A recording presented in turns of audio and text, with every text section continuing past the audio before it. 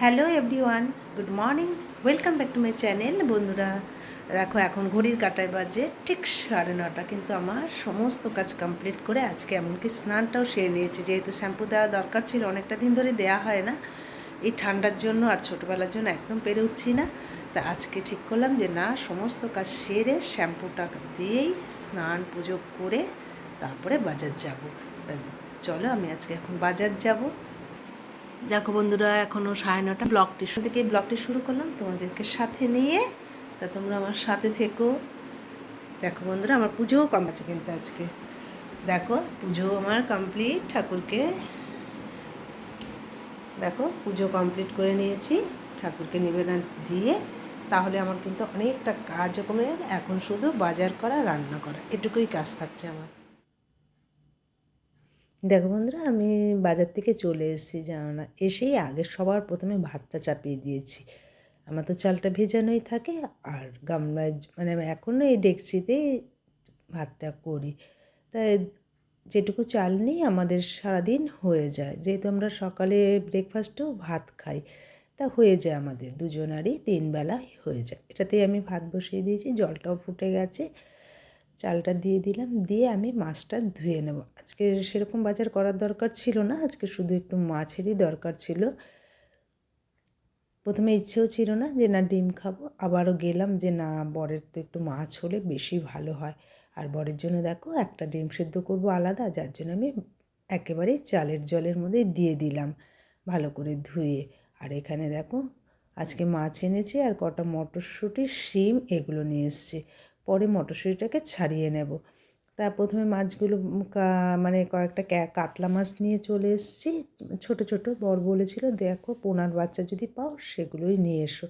তা সেটা পেলাম না, যাই হোক কাতলা মাছের বাচ্চা পেয়েছি, ওটা কেটে দিয়েছে।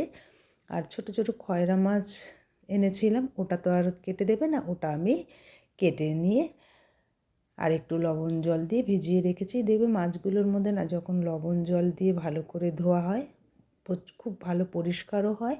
তা আমি সবসময় এইভাবেই ধুয়ে থাকি, যে লবণ দিয়ে ভালো করে প্রথমে কষলে নিই, তারপরে আবার ধুই, আবারও লবণ জল দিয়ে কিছুটা ভিজিয়ে রাখি, কিছুক্ষণ আর কি সময়। তাই খুব ভালো পরিষ্কার হয়। আর খয়রা মাছগুলো খুব ছোট ছোট আঁশ থাকে, ওগুলো বেশ সুন্দরভাবে উঠে যায়। দেখো, আমার মাছ টাছগুলো একদম মানে ধুয়ে ফ্রেশ করে নিয়েছি। এবার একটু লবণ হলুদ দিয়ে নেব আর রান্নাটা চাপিয়ে দেব। কেননা বর না এখন রুটির সাথে কোনো সবজি খেয়ে যাচ্ছে না, কটা দিন ধরে চায়ের সাথে খেয়ে যাচ্ছে। আবার আসবে বেলায় কটা ভাত খেয়ে নেবে, তার জন্য ভাবলাম যে ভাত আর ছোটো মাছটা একটু ঝাল করে নিই। ওটা আমি আবার দোকানে চলে যাব এক ফাঁকে, গিয়ে আমি একটু বসবো, বসলে পরে কী হবে, বর তাহলে এসে কটা ভাত খেয়ে চলে যেতে পারবে, এসে বাদবাকি রান্নাটা আমি নিশ্চিন্তে করতে পারি। তা এখন তাড়াহুড়ো করে আর কি ছোটো মাছটাই প্রথমে করে নেব, সব মাছগুলো আগে ভেজে নেব।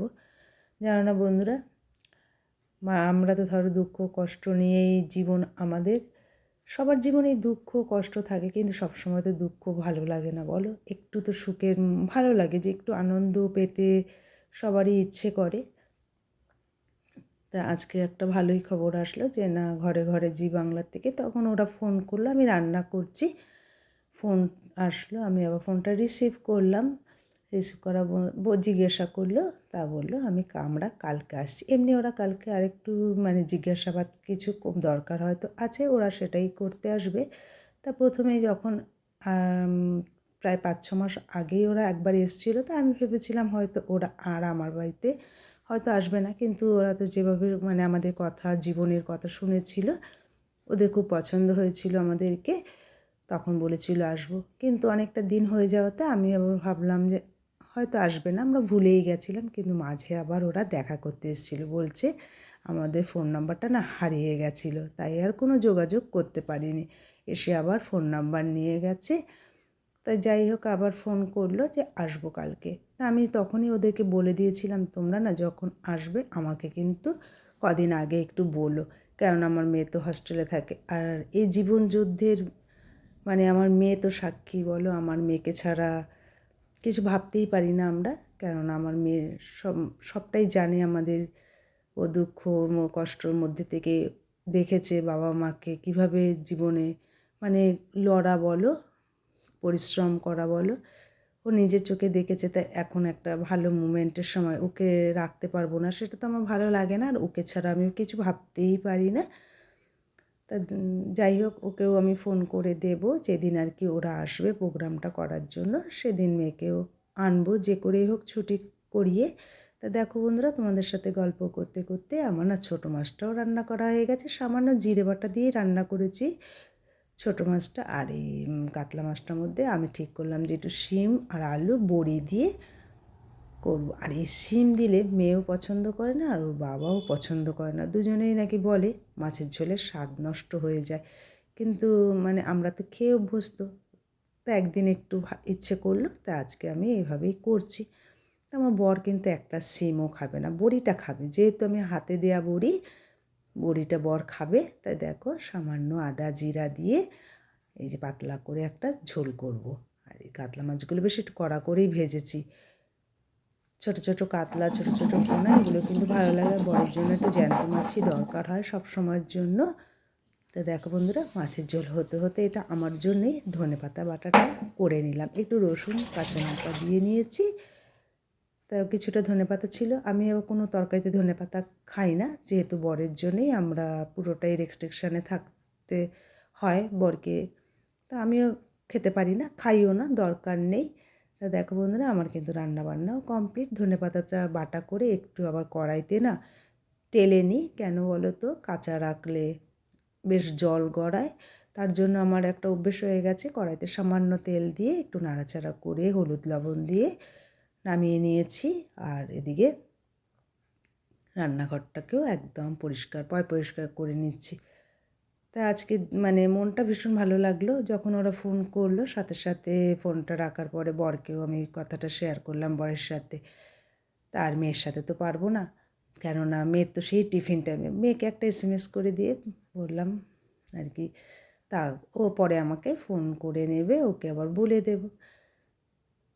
তো দেখো বন্ধুরা, আমার কিন্তু এখানে রান্নাঘরে বাসন টাসনগুলো সমস্ত কিছু মেজে ঘষে পরিষ্কার করে নিচ্ছি, কেননা আবার এটা করে আমি আবার দোকানের দিকে চলে যাব। মাঝে তো বর এসেছিলো, খাওয়া দাওয়া করে গেছে, আমি আবার যাব, একেবারে দোকানটা বন্ধ করেই দুজনে মিলে আসবো। তা এখন কাজ কমপ্লিট করে বেরোবো, যতটা সময় পাই যেন না সংসার আর বরকে মানে সংসারে কাজকর্ম করে আবার বরকে হেল্প করতে ছুটে যাই। মেয়েদের মনে হয় এটাই কাজ, মানে সংসার ছাড়া তারা আর কিছুই ভাবতে পারে না। যেমন আমিও তাই, যে স্বামী সন্তান সংসার দোকান এসব ছাড়া আমার আর জীবনে কিছুই মানে ভাবিই না, ভাবার মতো কিছু নেইও আর। তা দেখো বন্ধুরা, সকালেও কিন্তু আমি একবার রান্নাঘরটা মানে মুছে নিয়েছিলাম, তারপরে যাই হোক কলপার যেতে হয়, যেতে আসতে একটু কেমন হয়ে যায় যেন ঘরটা।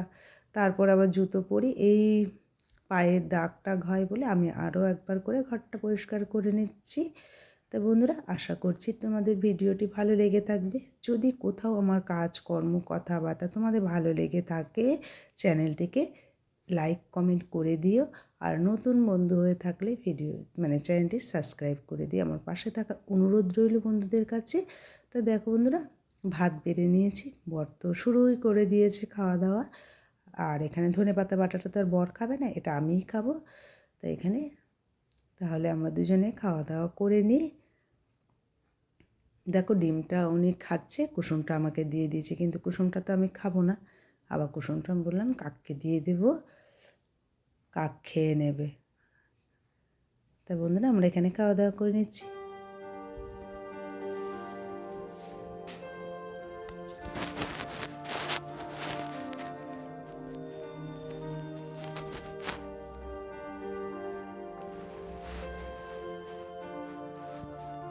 জেগে আছো না ঘুমাচ্ছ? ফোন খাচ্ছ শুয়ে শুয়ে? বোম্বাই পাও ভাজি খাবা? পাও ভাজি? বোম্বাই পাও ভাজি, পাও ভাজি তো আমি খাই, মেয়েও ভালো খায়, পাও ভাজি।